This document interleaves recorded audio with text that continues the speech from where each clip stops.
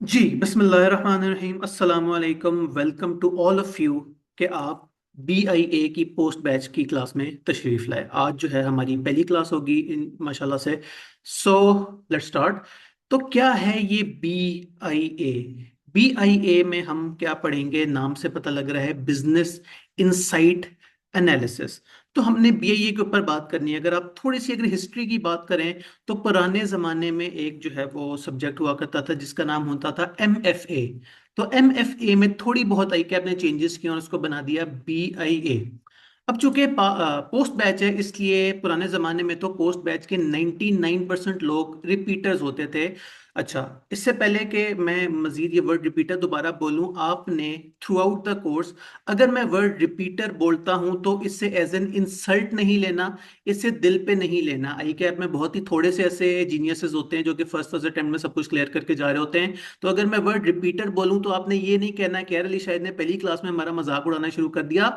It's all a part of the journey. कोई बात नहीं, मेरी भी काफी सारे सब्जेक्ट्स हैं जो फर्स्ट अटेम्प्ट में क्लियर नहीं हुए थे।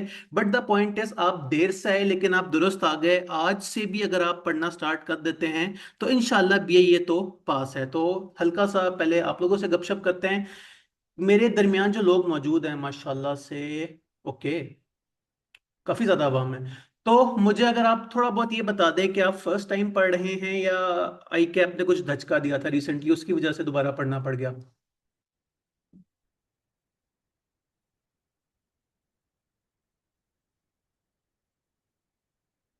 पहले ही कमेंट फर्स्ट टाइम, दूसरा कमेंट फर्स्ट टाइम, तीसरा कमेंट फर्स्ट टाइम, ओके। मतलब देखिए टाइम आहिस्ता आहिस्ता बदल रहा है। मैं थोड़ी देर पहले कहा था पुराने जमाने में कुछ अरसे पहले तक पोस्ट बैच होता ही उन लोगों के लिए था जो रिजल्ट के बाद स्टार्ट करते थे। लेकिन अब अगर देखा जाए, ले जी फाइनली कोई एक दफा अगर मैं गिनूं जरा, एक दो तीन चार पांच छः सातवां ऐसा कमेंट आया है जिसमें एक स्टूडेंट ने कहा कि दोबारा टाइम है। फिर आठवां comment first time, ninth comment second time, okay. फिर एक स्टूडेंट ने कहा फिफ्थ टाइम। चलें once again, no sarcasm to you, कोई बात नहीं, मेरी भी एफर्ट 6 अटेम्प्ट्स में पास हुई थी। कभी भी अटेम्प्ट्स को लेकर दिल छोटा नहीं करना। और फिर एक फर्स्ट टाइम, इसका मतलब ये हमारे दरमियान 90% लोग फर्स्ट अटेम्प्ट वाले हैं। इसका मतलब ये कि अब मेरी जिम्मेदारी और ज्यादा बढ़ गई। अब फर्स्ट टाइम का मतलब ये है कि आज है मई का फर्स्ट वीक, पेपर होने जाके अगस्त के सेकंड वीक में। इसका मतलब ये हमारे पास कितना कोई टाइम है? मई पूरा, जून पूरा, जुलाई के मिड में आप लोग कहेंगे कि बस बहुत पढ़ लिया तो हमें लीव्स दी जाएं। इसका मतलब ये कि सिर्फ 2.5 महीने में आप में से ज्यादातर लोगों ने एक ऐसा सब्जेक्ट जो फर्स्ट टाइम देखा है उससे आप देखने लगे। ओके, थोड़ा सा मुश्किल काम है, बिल्कुल भी इम्पॉसिबल नहीं है इसके। लेकिन तरीकेकार क्या होगा, साथ साथ लाइव क्लास में आते रहें। अब एक और चीज जो CMADZ की बड़ी यूनिक है, किसी और कॉलेज में नहीं है, कि वो कहते हैं कि यार बाकी कॉलेजेस महंगे बहुत हैं, फ्री ऑफ कॉस्ट आ जाओ, live class is free of cost for every one, बस कोई पढ़ने वाला बने। तो द पॉइंट इज कि जो लोग लाइव क्लास में इस टाइम मेरे सामने मौजूद हैं, मैं इस बात की तफरीक बिल्कुल नहीं करूंगा कि यार आप पेड स्टूडेंट हूं, मैंने आपके साथ ज्यादा तमीज से बात करनी है और बाकी जो है वो फ्री स्टूडेंट्स हैं, आपको जो है मैंने कम पढ़ाना है। जो लोग लाइव क्लासेस में आ रहे हैं वो साथ आते रहें, डिपेंडिंग ऑन नॉट कि आपने इनरोलमेंट कराई है कि नहीं, बस आप लोग साथ साथ पढ़ते रहें। इंशाअल्लाह पेपर हम फर्स्ट अटेम्प्ट में, जो ज्यादातर लोग फर्स्ट अटेम्प्ट वाले हैं, तो कोशिश होगी कि मेरी तरफ से तो एटलीस्ट पूरी कोशिश होगी कि आप लोगों की फर्स्ट अटेम्प्ट ही आप लोगों की लास्ट अटेम्प्ट हो, एटलीस्ट BIA की। तो कैसे पढ़ें BIA, कौन पढ़ेगा BIA? पढ़ाने के लिए तो मैं हूं, मेरा नाम अली शाहिद है। मैं PRC लेवल पे QM, कैफ लेवल पे MA और BIA और CFAP लेवल पे BFD, सॉरी BFD पुराना नाम हो गया, SPF पढ़ाता होता हूँ। लेकिन मुझे अपनी तारीफ वो बहुत ज़्यादा अच्छी नहीं लगती तो डायरेक्ट फॉरन चलते हैं BIA की तरफ। जी BIA में क्या रखा है? सबसे पहले तो मैंने ये BIA के चेंजेस पुराने रखे हुए थे, लेकिन चूंकि 90% अवाम फर्स्ट टाइम पढ़ी है तो उन्हें चेंजेस से तो कोई गर्ज है नहीं। स्टिल जो थोड़े बहुत लोग सेकंड या फिफ्थ अटेम्प्ट वाले हैं उनके लिए हम जरा गो थ्रू कर लें। पिछली अटेम्प्ट में तो कोई खास चेंज नहीं आया, पिछली से पिछली अटेम्प्ट में आई के आपने थोड़े बहुत मेजर चेंजेस लेके आए थे। क्या किया था, पहले 3 चैप्टर्स हुआ करते थे पॉलिटिकल इकोनॉमिक सोशल्स के, उन्हें मर्ज करके एक चैप्टर बना दिया। फिर टेक्नोलॉजिकल और लीगल इश्यूज के चैप्टर्स जो है वो दो हुआ करते थे, उन्हें मर्ज करके एक चैप्टर बना दिया। और रिस्क मैनेजमेंट के भी दो चैप्टर्स हुआ करते थे, उन्हें मर्ज करके एक जो है वो नया चैप्टर बना लिया, और ये एक नया चैप्टर ऐड कर दिया जिसका नाम है सस्टेनेबिलिटी। अच्छा, मजे की बात है, कल हमने पढ़ना क्या स्टार्ट करना है? कल हमने स्टार्ट ही करना है सस्टेनेबिलिटी से। क्यों सस्टेनेबिलिटी से? एक तो बात ये कि मुझे पहले भी आइडिया था कि प्री बैच में जो है लोग बहुत ज्यादा पढ़ने के बारे में सीरियस नहीं होते। तो जो एक बहुत इंपॉर्टेंट चैप्टर था जो कि आई के अपने नया नया सिलेबस में ऐड किया है, जिसमें पिछली दफा भी अगर देखा जाए तो आई के अपने पहली अटेम्प्ट में 11 नंबर का पूछ लिया था। वो जब आप लोग फ्रेश फ्रेश हैं, इस नियत से हैं कि यार अब तो बस पढ़ना है, अब तो बस पास करना है, क्योंकि वो लोग जो इवन एंड पे भी पढ़ना छोड़ देते हैं, कम से कम पहले एक हफ्ता तो पढ़ लेते हैं। तो कल ही हमने लगे हाथों, वो मुहावरा होता है ना कि भाई strike while the iron is hot. अभी जब आप लोग इमोशनल हैं, इस बारे में तैयार हैं कि यार अब इस दफा तो हमने जो है वो पढ़ के पेपर पास करना है, तो कल से हमने स्टार्ट करनी है सस्टेनेबिलिटी। अच्छा, सस्टेनेबिलिटी भी क्या चीज है? आपने अगर देखा हो, आपने ओवरऑल सीए की आपके पास पिक्चर हो, तो सी फैप में एक नया सब्जेक्ट आई के आपने ऐड कर दिया कितने सालों बाद। अगर 2013 स्कीम देखी जाए तो उसके बाद पहली मर्तबा सी फैप लेवल पे कोई नया जो है वो सब्जेक्ट ऐड हुआ है, मोर देन 10 इयर्स के बाद कोई नया सब्जेक्ट अगर सी फैप लेवल पे आया है, तो वो है सस्टेनेबिलिटी। तो सस्टेनेबिलिटी और बिग डाटा, ये दो एक इंपॉर्टेंट एरियाज हैं जो कि दुनिया का इस टाइम सरदर्द बना हुआ है, सस्टेनेबिलिटी और बिग डाटा। तो इस हवाले से आई कैप ने जो है वो, आई कैप को आई नो आप लोगों को, ज्यादातर लोगों को काफी बुरा लगता होगा, आई कैप को क्रिटिसाइज करना बहुत ईजी है, but the point is I cap होता अप टू डेट है। दुनिया में क्या चल रहा है? दो बड़े मसले चल रहे हैं अकाउंटेंट्स के लिए अगर बात की जाए, एक सस्टेनेबिलिटी और एक बिग डाटा। बिग डाटा के लिए उन्होंने डाटा का पेपर डाल दिया कैफ लेवल पे, और सस्टेनेबिलिटी के लिए सीफैप लेवल पे भी उन्होंने पूरा सब्जेक्ट उठा के डाल दिया जिसका नाम है सीफैप 3, सस्टेनेबिलिटी रिपोर्टिंग एंड एश्योरेंस। और कैफ लेवल पर आपको उसका थोड़ा सा इंट्रोडक्शन दे दिया कि सस्टेनेबिलिटी होती क्या है। तो इन अदर वर्ड्स में आपको अभी कल की क्लास का ट्रेलर अभी से देना स्टार्ट हो गया कि कभी कल हमने सस्टेनेबिलिटी पढ़नी स्टार्ट करनी है इंशाल्लाह। ओवरऑल भी थोड़ी सी बात कर लेते हैं, भाई क्या मिलेगा आपको इन क्लासेस में? आपको मिलेगी लाइव क्लासेस। लाइव क्लासेस आपको किस तरह से मिलेंगी? आपको एक सॉफ्टवेयर होगा जिसका नाम है वन नोट, आपको इस टाइम स्क्रीन पे भी नजर आ रहा होगा, जो है ये स्लाइड्स नहीं है, ये वन नोट नामी एक सॉफ्टवेयर है। स्लाइड्स में बड़ा लिमिटेड सा होता है, आपके पास एक स्क्रीन होती है, उसके ऊपर आप थोड़ा सा पोर्शन होता है लिखने के लिए। वन नोट जरा आजादी वाली चीज है, हम जितनी मर्जी जो है वो स्पेस क्रिएट कर सकते हैं, ऐड कर सकते हैं, जिस तरह आपको स्क्रीन पे नजर आ रहा है कि हम मिलजुल के जो है वो कहीं भी स्क्रीन पे लिखा जा सकता है। तो न्यूमेरिकल पेपर सॉल्व करने में बड़ा जो है वो इजी हो जाता है। अच्छा, देन हमारे पास है कॉम्प्रिहेंसिव कवरेज, आपको जो है वो इंशाल्लाह पूरा सब्जेक्ट करवाया जाएगा, पूरी जो है वो करवाया जाएगा। अच्छा, देन एक बड़ा इंपॉर्टेंट इश्यू होता है कि स्टूडेंट्स कहते हैं यार प्रैक्टिस नहीं करवाते टीचर। तो उस हवाले से भी आपने घबराना बिल्कुल भी नहीं है। हम प्रैक्टिस किस तरह की करेंगे? हम 6 पास्ट पेपर्स करेंगे ड्यूरिंग द रेगुलर कोर्स, और उसके बाद भी दिल ना भरे तो इंशाल्लाह पेपर से कुछ टाइम पहले, पुराने जमाने में तो जब सितंबर में पेपर होते थे तो अगस्त में मैं हमेशा एक रिवीजन सेशन कराता था जिसमें हम लेटेस्ट 2 पास्ट पेपर्स करते थे। अब आई क्या अपने उस पर भी अपने रूल्स वगैरह चेंज कर लिए, अब पेपर हुआ करेंगे अगस्त के सेकंड वीक में जाके, बल्कि अगस्त के फर्स्ट वीक में जाके। ये चूंकि पहली अटेम्प्ट है अगस्त वाली, इसलिए कि आपने कहा था चलो एक हफ्ता आप लोगों को एक्स्ट्रा मिल जाएगा। तो इस दफा अगस्त में अगर पेपर हैं तो वो रिवीजन सेशन हो जाएगा इंशाल्लाह जुलाई के एंड पे या जुलाई के मिड में, वो इंशाल्लाह देख लेंगे। तो द पॉइंट इज आपको इंशाल्लाह इंशाल्लाह 8 अटेम्प्ट्स की प्रैक्टिस भी करवाई जाएगी क्लास में। देन एक दफा जरा सिलेबस ग्रिड को गो थ्रू कर लेते हैं, भाई क्या रखा है आपके बीएए में आजकल। तो 30 to 40 मार्क्स का रहता है मैनेजेरियल एनालिसिस। अभी मैनेजेरियल एनालिसिस क्या होता है? अगर आपने जरा सा भी सुना हो बीएए के बारे में क्या होता है बीएए, तो आपने सुना होगा कि यार दो पोर्शंस होते हैं, एक को हम बोलते हैं मैनेजेरियल पोर्शन, एक को हम बोलते हैं फाइनेंशियल पोर्शन, या कुछ लोग उसे थ्योरेटिकल पोर्शन या कुछ लोग उसे न्यूमेरिकल पोर्शन के हिसाब से करते हैं। तो न्यूमेरिकल पोर्शन जो आपका है वो एंड पे है। खैर, एंड से मेरी क्या मुराद है, आई कैप का जो स्टडी टेक्स्ट है उसके हवाले से मैं बात कर रहा हूं। तो तकरीबन आपका 40 to 55 मार्क्स का होता है मैनेजेरियल पोर्शन या थ्योरेटिकल पोर्शन, और बकाया जो है वो 45 to 60% आपका है फाइनेंशियल पोर्शन। हमने स्टार्ट करना है सस्टेनेबिलिटी से। सस्टेनेबिलिटी किधर आता है? आपके सामने ग्रिड भी आ रही होगी स्क्रीन पे। 10 to 15 मार्क्स से सस्टेनेबिलिटी, जो कि मैनेजेरियल पोर्शन का ना पार्ट है ना फाइनेंशियल पोर्ट का पोर्शन का पार्ट है, अलग से ही वो आई के आपने बता दिया कि यार ये 10 से 15 नंबर की ग्रिड है। तो हमने कल इधर से स्टार्ट करना है। उसके अलावा अगर देखा जाए तो इसके अलावा मैनेजरियल पोर्शन भी 30 to 40 मार्क्स का होता है। तो ये आपके सामने चार ग्रिड्स आ रही हैं। 30 to 40 में आपके पास आता है मैनेजरियल एनालिसिस। टोटल सही टेक्स्ट के मुताबिक 13 चैप्टर्स हैं, यानी कि पहले 6 चैप्टर्स आपके आते हैं इसमें, इस पोर्शन में। चले मैं स्क्रीन पे लिख भी देता हूँ। फिर आपके पास स्टार्ट हो जाती है रिस्क मैनेजमेंट। ये क्या होती है? ये आपके पास हो जाती है चैप्टर नंबर 8 to 10। देन आपके पास आ जाते हैं चैप्टर 11, 12 एंड 13 इस तीसरी वाली ग्रेड में। और फाइनली आपके पास है sustainability, which is chapter number 7। और ये मैंने इस हिसाब से भी क्लासिफिकेशन की हुई है। ओरिएंटेशन का एक बड़ा इंपॉर्टेंट फैक्टर होता है कि आप लोगों को पास्ट पेपर एनालिसिस दिखाया जाए कि चल क्या रहा है, आईकैप की क्या मिजाज है, आईकैप क्या पूछता होता है। तो अगर देखा जाए तो पहले ये वाला पोर्शन चेक करें, जो आपका मैनेजेरियल पोर्शन जिसे हम कहते हैं, जिसे ग्रिड ए हम कह रहे थे, मैनेजेरियल एनालिसिस। चैप्टर 1 से लेके 6 तक की बात की जाए तो माशाल्लाह से हर दफा 33, 35, 38, 35, 39, मिनिमम देखा जाए तो 33 मार्क्स और मैक्सिमम देखा जाए तो 44 मार्क्स तक पेपर कहां से आ रहा है, पहले 6 चैप्टर में से।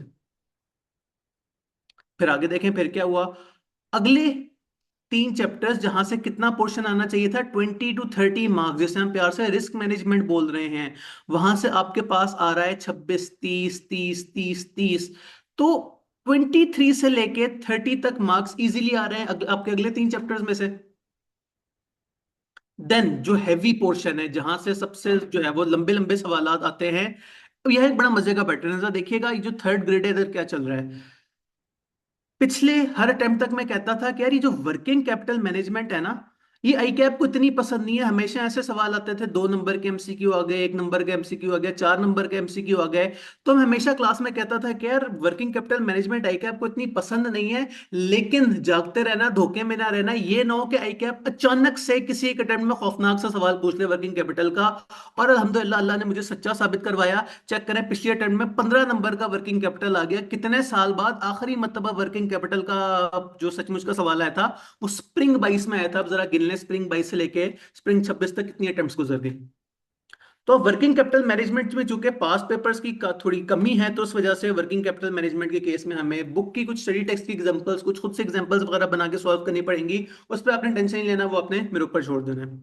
तो द पॉइंट इज के थर्ड जो चैप्टर आ रहा है आपके पास इस ग्रेड में, chapter number 13, introduction to project appraisal, ये सबसे रिलायबल चैप्टर है। देखें 15 नंबर, 17 नंबर, फिर 15, 15, 16, 17। चैप्टर 13 से तो सवाल आना ही आना है। चैप्टर 11, 12 में अब कंफ्यूजन क्रिएट होगी कि यार इस दफा सवाल बजटिंग से आना है कि वर्किंग कैपिटल से आना है। देखिए 15, 15, 16, 13, 13 हमेशा मार्क्स आ रहे थे बजटिंग से, लेकिन पिछली अटेम्प्ट में अचानक वर्किंग कैपिटल से आ गया। अब यहाँ कुछ लोग इल्मे नजूम की बात करते हैं कि वर्किंग कैपिटल मैनेजमेंट से सवाल आ गया, अगली अटेम्प्ट से बजटिंग में सवाल आएगा। हमने अस्तगफिरुल्लाह इस तरह की कोई बात नहीं करनी। हमने सारा सब्जेक्ट इसी नियत से पढ़ना है कि यार यहाँ से तो पक्का सवाल आना ही आना है।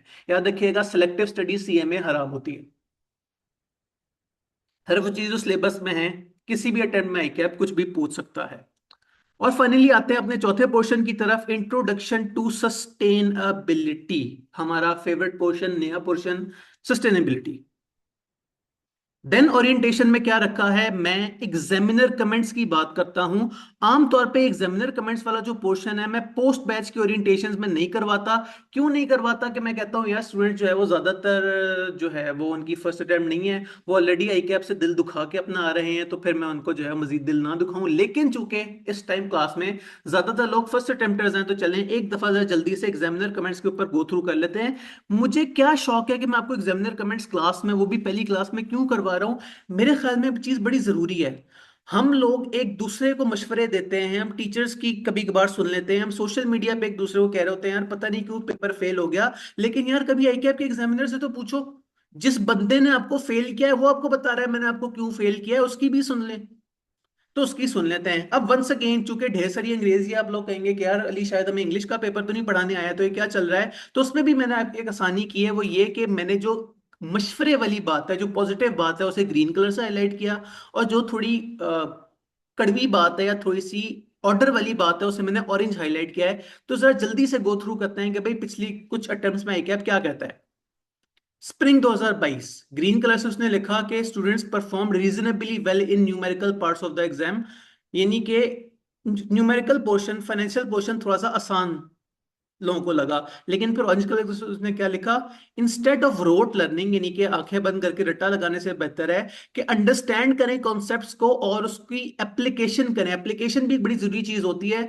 आपकी बेशक मैनेजरियल पोर्शन की तैयारी थोड़ी बहुत अच्छी है, कोई गुजारे लायक है, बट अगर आपने उसे सही तरह अप्लाई नहीं किया, सवाल ने आपको एक स्टोरी सुना के कहा कि यार ऐसा करो, उस पर स्वॉट एनालिसिस कर दो, और आप स्वॉट एनालिसिस की डेफिनेशन लिख के आ गए, तो एग्जामिनर अंकल माइंड करेंगे। वो कहेंगे यार मैंने स्टोरी सुनाई थी, केस स्टडी आपको मैंने दी थी, केस स्टडी सॉल्व करके दो। तो ना सिर्फ समझना है बल्कि इस लेवल का समझ लेना है कि अगर कोई केस स्टडी आती है हैवी किस्म की, बल्कि अब तो खैर पुरानी बात होगी कि आई कैप में एक थ्योरी वाला सवाल रट्टे वाला है। अब तो आजकल आती ही सीधी सीधी जो है वो केस स्टडी है कि भाई ये केस स्टडी है, इसके ऊपर फलाना मॉडल लगा के बताओ कि क्या एग्जामिनर अंकल पूछ रहे हैं। तो ये हो गया आपका मैनेजरियल पोर्शन के हवाले से। देन अगली कुछ अटेम्प्ट्स अगर हम स्क्रीन पे देखें तो देखिए ग्रीन कलर से क्या लिखा हुआ है, it was commonly observe that examinees performed reasonably well in numerical parts of the paper. एक दफा पहले भी पिछले अटेम्प्ट में भी आई कैप ने ये कहा था। उसके अलावा slightly better performance in the numerical components. Bar bar examiner uncle कह रहे हैं कि यार आप लोग न्यूमेरिकल पोर्शन की ढेर सारी तैयारी करते हो, तो मैनेजेरियल की तैयारी किसने करनी थी? तो मैनेजेरियल की भी आपने दिल खोल के तैयारी करनी है। अच्छा, ऑरेंज से क्या लिखा, it is therefore advice that instead of rote learning. देखें कॉपी पेस्ट सेम बात आई कैप ने स्प्रिंग 2022 में कही थी, सेम बात आई कैप ऑटम 2022 में कह रहा है कि जालमो पढ़ लो, समझ लो, and relate it to practical scenarios. थोड़ा सा आगे चलते हैं, थोड़ा सा और लेटेस्ट आते हैं। ईच एंड एवरी तो मैं आपको रीड नहीं करके बता रहा। अच्छा, मजे की बात है, आज सुबह भी मैंने, मुझे था कि यार आज ओरिएंटेशन है, तो मैं जरा स्प्रिंग 2026 के एग्जामिनर कमेंट्स भी देखूं कि न्यू स्कीम में सस्टेनेबिलिटी के आने के बाद एग्जामिनर अंकल ने क्या नई बात की। लेकिन अनफॉर्चुनेटली अभी तक आईकैप की वेबसाइट पे स्प्रिंग 2026 के एग्जामिनर कमेंट्स मुझे नहीं मिले। तो ऐसा करते हैं, आखिरी 3 मिनट्स की बात कर लेते हैं उससे पहले। ग्रीन कलर से क्या लिखा हुआ है, during examiner session performance improve notably. Okay, examiner ने तारीफ कर दी। With the pass rate increasing to 54% from 45%। Examiner कह रहे हैं कि बच्चे पढ़ना शुरू हो गए। और ग्रीन कलर से क्या लिखा है, most examinees demonstrated a reasonable understanding of basic concepts. Basics काफी लोगों की ठीक है, लेकिन हम ऑरेंज कलर से देखें क्या लिखा है, many struggle to apply theoretical knowledge to practical scenarios. लो जी, फिर वही हो गया, वही चीज जो स्प्रिंग 2022 में एग्जामिनर अंकल ने कही थी, ऑटम 25 में, इतने सारे साल बाद फिर कह रहे हैं कि यार प्रैक्टिकल नॉलेज जो आपकी है, वो थ्योरेटिकल नॉलेज जो है उसे प्रैक्टिकल सिनेरियोज पे भी अप्लाई करके दिखाओ। Weaknesses were observed in analytical reasoning, planning, and interpretation of question requirements, highlighting the need for greater emphasis on clarity and structural problem solving in future examinations. सारे का उर्दू तर्जुमा अगर किया जाए तो जालमो मैनेजरियल पोर्शन पढ़ के उसे केस स्टडीज में अप्लाई भी करना है अच्छी तरह। मजे की बात है, आप लोगों ने भी शायद नोटिस किया हो, एक दफा भी एग्जामिनर कल ये नहीं कहा कि बजटिंग के सवाल में स्टूडेंट वीक थे, या चैप्टर 13 इन्वेस्टमेंट अप्रेजल में वीक थे, रिस्क एनालिसिस में वीक थे। वीक क्या है, मैनेजरियल पोर्शन वीक है। तो आप लोगों ने इस मसले को अवॉइड करना है। देन हमारे पास आता है कि ये तो हो गया ना आई कैप की तरफ से। अब मेरी भी बीच में कुछ रिसर्च है। मैंने मल्टीपल अटेम्प्ट्स तक स्टूडेंट से जो है वो मैं पूछता था कि यार हाँ भाई आपने पढ़ लिया, बताओ कौन से चैप्टर में क्या परेशानी आ रही है। उस हवाले से ये मेरे कुछ नोट्स हैं, लेकिन इंस्टेड ऑफ के मैं आपको ईच एंड एवरी पॉइंट की रीडिंग कराऊं, एक दफा जरा जो थोड़ा सा खूबसूरत सी स्लाइड है उसके ऊपर देख लेते हैं। तो भाई स्टूडेंट की तरफ से क्या मसला आता है, ये हम समराइज कर रहे हैं, मेरा नॉलेज और आई कैप का नॉलेज दोनों को, कि उन्होंने बस फॉर्मेट्स वगैरह के रट्टे लगाए हुए हैं, उसका मसला आ रहा है। थ्योरेटिकल चैप्टर बस रीड कर लेते हैं, साथ उसकी एप्लीकेशन सही तरह नहीं करते हैं। और सिलेक्टिव स्टडी होती है, लोग टॉपिक छोड़ जाते हैं जिसकी वजह से उन्हें डिफिकल्ट लगता है। तो ऐसे मौके पे भाई क्या एग्जामिनर अंकल आपसे चाहते हैं, आपने प्रैक्टिकल सिनेरियोस को अच्छी तरह सॉल्व करना सीखना है।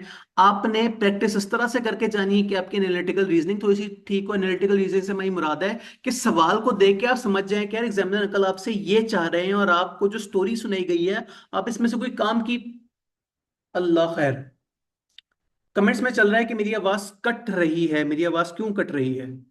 ऐसे मौके मौके पे एक बड़ा आसान सा टोटका होता है, अगर तो मेरी आवाज मेरी तरफ से कट रही होती है, इसका मतलब ये मेरे इंटरनेट का मसला है।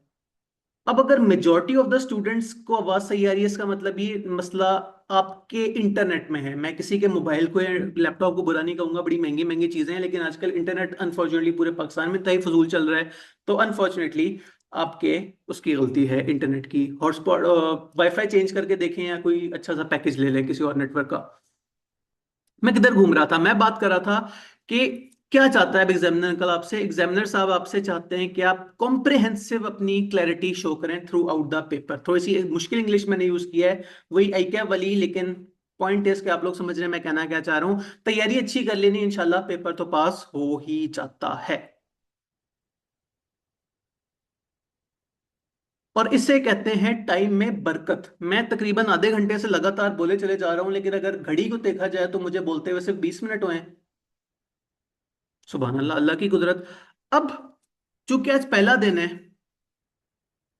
तो मैं आपको पहले ही दिन से कोई बहुत ज्यादा पढ़ाना शुरू कर दूं तो जरा डिसेंट बात नहीं होगी। ये मैं आपको शुरू में ही बता दिया था कि सस्टेनेबिलिटी हमने कल से स्टार्ट करनी है, और कल से आपने मैंने सीरियस होके जो है वो मैंने पढ़ाना है, आप लोगों ने पढ़ना है। तो अब ऐसा करते हैं, इंस्टेड ऑफ के मैं आपको 20 मिनट में ही फ्री कर दूं, ओवरऑल कोई भी सस्टेनेबिलिटी के हवाले से या मैनेजरियल फाइनेंशियल बीए के हवाले से या ओवरऑल सीएमएडीसी क्लासेस के हवाले से कोई भी परेशानी वगैरह है तो इधर ग्रुप में डिस्कस कर लेते हैं।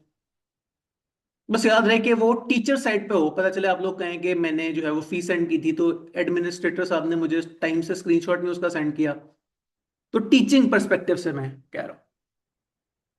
जी, एनी क्वेश्चंस? मेरी तरफ से जो टारगेट था कि आप लोगों को एक दफा सब्जेक्ट का ओवरव्यू दे दूं, ये बता दूं कल क्या करना है, लोग क्यों फेल होते हैं, वो सब कुछ मेरी तरफ से तो आज का डन है।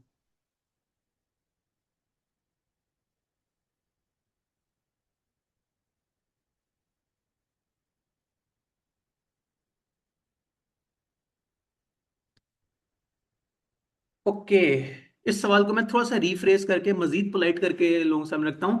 कमेंट्स में आया, सर वो लोग जिन्होंने एनरोलमेंट नहीं कराए, जो जस्ट लाइव क्लासेस में आ रहे हैं, क्या वो मुझे डायरेक्टली मैसेज कर सकते हैं? मैं रिप्लाई कर देता हूँ, बस मैं थोड़ा सा स्लो हूँ, शायद आपको 24 घंटे बाद रिप्लाई मिल रहा हो, लेकिन मिलेगा जरूर। देन ये सस्टेनेबिलिटी बहुत मुश्किल लगता है। लास्ट टाइम मैंने चॉइस पे छोड़ा था, पेपर 42 पे रह गया। 11 नंबर की सस्टेनेबिलिटी आई थी, उसमें से अगर आप कुछ 6-7 नंबर भी ले लेते तो उस 47 वाले का तो वैसे एक ऐप पास कर देता है। और दूसरी चीज, चले मैं एक और, मुझे आपके कमेंट्स में चीज नजर आई, बहुत मुश्किल है, नहीं सस्टेनेबिलिटी मुश्किल तो CFAP 3 में जाके होगी। असल तो आपको तो बिल्कुल ट्रेलर दिखाया गया कि यार ये सब पूरा आपने सब्जेक्ट पढ़ना है सस्टेनेबिलिटी का CFAP 3, उसका बस आपको ट्रेलर दिखाया गया है। तो खैर, वंस अगेन कैफ लेवल पे शायद आप लोगों को डिफिकल्ट लगे, लेकिन वंस अगेन मैं क्या कर सकता हूँ, मैं पूरी कोशिश करूंगा कि आपको सस्टेनेबिलिटी जितनी आसान करके पढ़ाई जा सके, I do my very best. जी, नंबर 3 में क्या चल रहा है? सर स्ट्रक्चरिंग में मसला आता है मुझे मोस्टली, उसका आसान तरीन तरीका क्या है? क्लास के साथ साथ पढ़ें, होमवर्क साथ साथ करें, और हर हफ्ते के एंड पे टेस्ट हुआ करेगा, टेस्ट दें, पेपर पास हो जाता है इजीली। फिर एक कमेंट आई, न्यूमेरिकल पोर्शन डिफिकल्ट लगता है।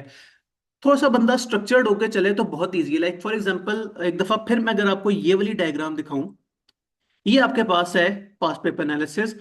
ये जो कॉस्ट ऑफ फाइनेंस का सवाल है, ये अगर बंदे की गुजारे लायक तैयारी भी हो तो वो 13 में से 10 9 मार्क्स बड़ी इजीली ले सकता है। फिर रिस्क मैनेजमेंट का सवाल पेपर का सबसे इजी तरीन सवाल होता है। ऐसा हो नहीं सकता कि बंदे कॉन्सेप्ट्स अच्छे हों और वो फाइनेंशियल रिस्क मैनेजमेंट के सवाल में से 11 में से 11 या 14 में से 14 नंबर नहीं ले लेता। यकीन माने सबसे मुफ्त के नंबर होते हैं ये रिस्क मैनेजमेंट।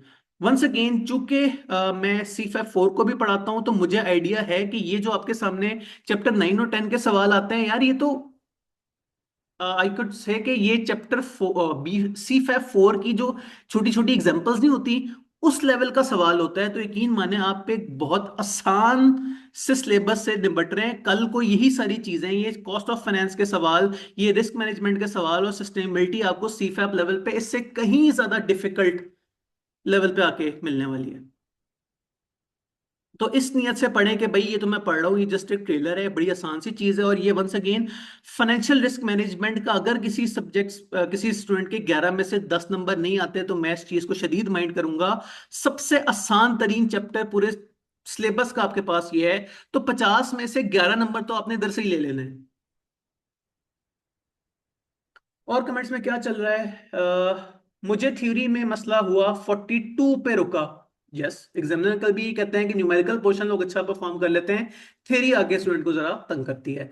देन सारे टेस्ट सारे स्टूडेंट दे सकते हैं, जस्ट इनरोल्ड इनरोल्ड स्टूडेंट्स को टेस्ट चेक होके भी वापस मिल जाएगा, और जो वो हैं नॉन एनरोल्ड है उन्हें क्वेश्चन पेपर सोल्यूशन जो है वो मैं कोशिश करूंगा ग्रुप में शेयर हो जाए, तो वहां से अपना वो खुद चेक कर लें, या एक दफा अपना सोल्यूशन जीपीटी को देके कहें यार तुम चेक कर दो।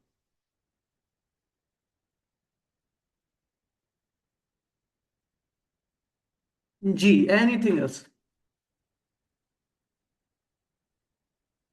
लंबा सारा कमेंट सर, वैक में और फॉरेक्स में फिर भी हो जाते हैं, लेकिन बजटिंग और वर्किंग कैपिटल में। हाँ, वर्किंग कैपिटल अगर आप पिछले अटेम्प्ट में बात करते हैं, मैं आगे से कहता है वर्किंग कैपिटल को सवाल ही नहीं आता, लेकिन यस पिछले अटेम्प्ट में वाकई वर्किंग कैपिटल का एक लेंथी सा सवाल आ गया था। तो यस यू आर राइट, इसीलिए मैंने इन दोनों क्वेश्चंस को हाईलाइट किया था कि जब आपने ऑलरेडी 13 और 11 तकरीबन 24 मार्क्स सिर्फ दो सवालों में से लिए होंगे, तो वैसे ही आपके ऊपर से प्रेशर लेफ्ट हो जाता है कि ठीक है यार, प्रोजेक्ट अप्रेजल से 15 में से 8 नंबर भी आ जाए गुजारा हो जाएगा। याद रखें, आपको मार्क्स 100% सवाल सही सॉल्व करने के नहीं मिलते, आपको कैलकुलेशंस के मार्क्स मिलते हैं। आप बिल्कुल गुजारे लायक किस्म की भी प्रोजेक्ट अप्रेजल कर लें, एग्जामिनर अंकल आपको जरूर 15 में से 7 8 9 नंबर दे देंगे, इवन सवाल आधा भी छूट गया हो। उसके हवाले से भी मैं स्ट्रेटेजीज आपको क्लास में बताऊंगा कि कितनी हम कैलकुलेशंस कर लें क्या क्या हमें कुछ ना कुछ नंबर दे देगा। कमेंट्स में आ रहा है सर कैफ 1 और 3 के साथ ये सब्जेक्ट दे सकते हैं फर्स्ट अटेम्प्ट में? इट इज रिकमेंडेड कि आपने कैफ जो है वो 7 पढ़ा हुआ हो, यानी कि सॉरी कैफ 5 पढ़ा हुआ हो, लेकिन वंस अगेन रिकमेंडेड है, जो है वो इतना फुल फ्लेज नहीं है। जहां थोड़ी बहुत जगह पे कैफ 5 के थोड़े बहुत कॉन्सेप्ट्स आते हैं, वो मैं आपको सीनियर से पढ़ाऊंगा कि चलो कोई बात नहीं, आप फर्स्ट टाइम पढ़ रहे हैं। तो कैफ 1 3 और 7 आपको 1 और 3 के मुकाबले में थोड़ा सा मुश्किल लगेगा, 7 लेकिन इजीली डुएबल है।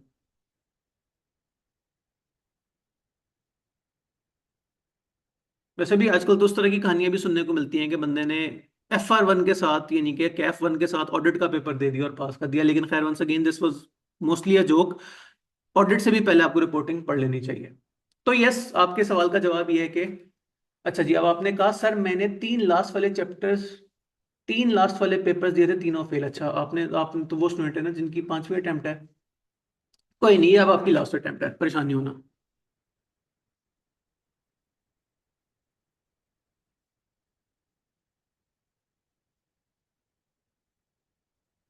अच्छा अच्छा अच्छा, ठीक है, आप इस कॉन्टेक्स्ट में कह रहे हैं कि आपने पिछले अटेम्प्ट में 3 पेपर दिए। अच्छा, ऐसे मौके पे अब थोड़ा सा मेरा क्या कहते हैं, एथिक्स ये कहती है कि मैं आपसे ये कहूं कि फिर ऐसा करें कि F7 ना पढ़ें। देखें, एक बड़ा बेसिक सा रूल होता है कि अगर आपने किसी अटेम्प्ट में 3 पेपर दिए, 4 पेपर दिए, और उसमें से तीनों या चारों पास नहीं हुए, इवन दो दो भी पास हो जाए तो खैर है। इसका मतलब ये, अगर आपने 3 सब्जेक्ट्स दिए, वंस अगेन ये बात आप दिल पे ना लीजिएगा, मैं ओवरऑल जनरल बात कर रहा हूँ, 3 सब्जेक्ट्स आपने दिए और तीनों फेल हो गए, इसका मतलब ये कि शायद आपकी जो आजकल हालात हैं जिसमें आप जितना पढ़ते हैं, शायद वो आपको अलाउ नहीं करता कि आप 3 पेपर दें और पास भी कर लें। वो एक प्रेसिडेंट होता है ना कि मतलब एक बंदा जो पहले कभी 100 मीटर रेस नहीं किया, तो क्या उसे दोबारा 100 मीटर रेस में आना चाहिए? नहीं, पहले वो 50 मीटर रेस जीत के देखे, फिर वो 100 में वापस आए। तो आई वुड सजेस्ट कि इस अटेम्प्ट में फिर 2 पेपर कोई से दे के देख लें। आई नो ये बात मेरे अगेंस्ट जाती है, मैं क्लास में खड़ा होकर कह रहा हूँ यार मुझसे ना पढ़ो, बट स्टिल एथिक्स एथिक्स होती हैं। आपका भला हो जाए, मेरी खैर है। कमेंट्स में चल रहा है सारे सब्जेक्ट से पहले कैफ 5 पढ़ना जरूरी है, पहले पुरानी स्कीम में जरूरी होता था, भाई कैफ ने कह दिया ऑप्शनल है, अगर बेहतर लगे तो कैफ 5 पहले पढ़ लेना। लेकिन इस वाले से भी मैंने भी पहले कहा था कि मैं आपको इसी नियत से पढ़ाऊंगा कि बेशक कैफ 5 पढ़ा है कि नहीं पढ़ा, जिस जिस जगह पे कैफ 5 की जरूरत होगी, क्योंकि अल्हम्दुलिल्लाह मैं कैफ 5 भी पढ़ाता हूँ, तो मुझे आइडिया है कि कौन कौन सी चीजें कैफ 5 से लिंक है उसका। मैं न्यू स्कीम के कैफ 5 की बात कर रहा हूँ, उसकी CMA की, मैनेजमेंट अकाउंटिंग की।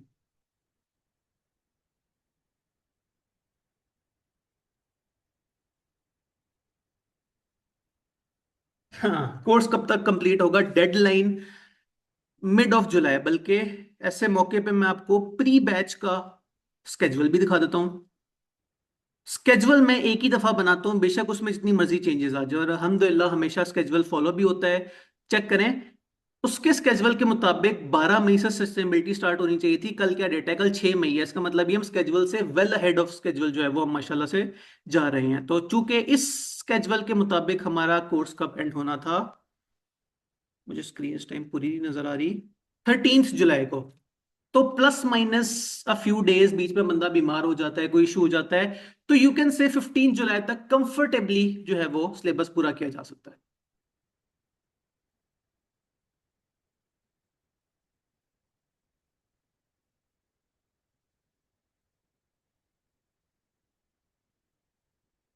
सस्टेनेबिलिटी सर, एफटीएस ओल्ड है और क्वालिफाइंग अटेम्प्ट है, इसलिए तीनों देना चाह रहा हूं। चल लें। ऐसे मौके पे वंस अगेन मैं ये कहूंगा कि अगर आपने किसी भी ओवरऑल कैफ के अटेम्प्ट में आज तक 3 पेपर दिए हैं और तीनों पास किए तो आप उसके लिए जाएं, नहीं तो फिर, लेकिन once again it is your own personal decision. मैं ओरिएंटेशन में खड़ा होकर आपको पहले ही दिन डिसहार्ट नहीं करना चाह रहा। जरा सोच समझ के ठंडे दिल से कोई बड़ों से, टीचर से मशवरा करके फिर अपना डिसीजन लेना है। क्योंकि भाई मुझे तो मेरे सीनियर्स ने ये कहा है कि यार अब 3 पेपर दिए नहीं, 3 पास हो रहे, तो आइंदा 2 ही देने चाहिए। But still at the end मर्जी आपकी, अटेम्प्ट भी आपकी।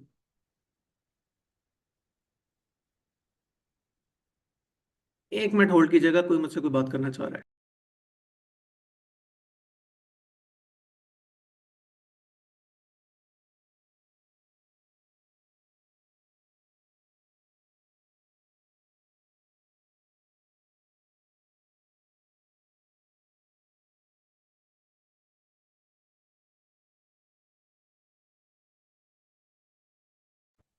ओके जी, sorry for the disturbance. Comment में कोई और नया बात, नई बात आई? Is it normal to leave portion of times कर लें तो काफी हो जाएगा डेली? आसान जवाब, जितना मैंने होमवर्क दिया है वो कर लें।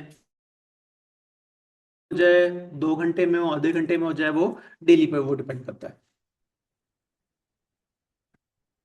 अच्छा हाँ, मैं एक और सवाल मुझसे मिस हो गया। Is it normal to leave portion of paper? इस हवाले से एक मैं थ्रू आउट द कोर्स भी ये टिप रिपीट करता रहूंगा, आज पहली क्लास के एंड पे भी रिपीट कर देता हूँ कि टाइम मैनेजमेंट एक बहुत इंपॉर्टेंट, बहुत जरूरी चीज है। कैफ लेवल पे कोई भी आपके पास जो सवाल है उसके मार्क्स देके उससे 1.8 से मल्टीप्लाई करें। लाइक फॉर एग्जांपल अगर 10 नंबर का सवाल है तो 10 मल्टीप्लाई बाय 1.8 क्या होता है? 18। घड़ी पे देख लें कि क्या टाइम हुआ है। अगर फॉर एग्जांपल सुबह के 9:30 बजे हैं तो आपने उससे 18 नंबर से ज्यादा नहीं देना। 18 नंबर में जितना माइंड में आ रहा है, जितनी कैलकुलेशंस हो सके, बेशक वो मैनेजरियल पोर्शन का सवाल है, बेशक वो फाइनेंशियल पोर्शन का सवाल है, 18 नंबर में जितना सॉल्व हो गया उतना लिख दें। एग्जामिनर कभी भी ये नहीं कहेगा कि यार इसने सवाल थोड़ा सा एंड से खाली छोड़ दिया तो मैं इसके 6 नंबर काट लेता हूं। आपने जितना लिखा है आपको उसके मार्क्स 100% मिलेंगे। और वंस अगेन ये कोई सुनी सुनाई बात नहीं है, अल्हम्दुलिल्लाह मेरे जो पेपर पास हुए हैं इसी पोर्शन पे हुए हैं। मेरी जिद होती थी यार मैंने पेपर करना 100 मार्क्स का है, बेशक मैं थोड़ा थोड़ा करूं, और इस स्ट्रेटेजी से भी पेपर पास हो जाते हैं। बस टाइम मैनेजमेंट जरूरी है, घड़ी पे नजर रखनी है। एक ऐसे मौके पे यहाँ टीचर ये भी वर्ड यूज करते हैं कि सवाल से को बहुत ज्यादा प्यार नहीं कर लेना। लोग ना जज्बाती हो जाते हैं कि अच्छा ये सस्टेनेबिलिटी का सवाल है, मुझे सस्टेनेबिलिटी बड़ी अच्छी आती है, मैं इस सवाल पे 25 मिनट लगा दूंगा। यार सवाल 10 नंबर का है तो ऊपर 25 नंबर, ऊपर के जो 7 नंबर आपने जाया किए हैं ये बजटिंग पे लगा लेते हैं, ये प्रोजेक्ट अप्रेजल पे लगा लेते हैं। तो टाइम मैनेजमेंट वगैरह जो है वो जरूरी है।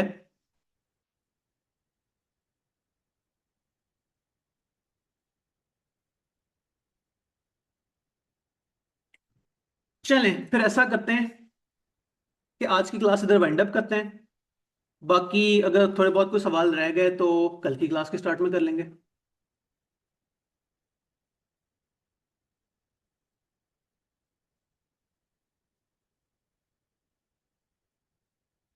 सही।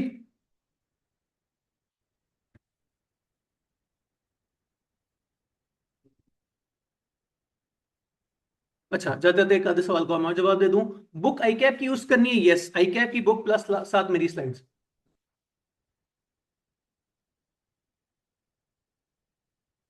अच्छा चलें, अब मेरे स्टूडियो में जो है वो अब अगली क्लास होनी है, तो मुझे फिलहाल बोले अल्लाह हाफिज। कल जो है वो मैं किसी और रूम का बंदोबस्त करता हूँ जहाँ इस तरह कोई जो है वो बीच में डिस्टर्बेंस ना है। Do you think last paper was lengthy? नहीं, गुजारे लायक था। उस हर पेपर तकरीबन ऐसे ही होता है। ठीक है, आज की क्लास जो है वो हम इस टाइम पे एंड कर रहे हैं। कल जो है वो आपको इंशाल्लाह कोशिश करेंगे कि 3:30 तक या 4 तक क्लास है। ठीक है, इसके साथ मुझे बोलें अल्लाह हाफिज़ सारे मिलके।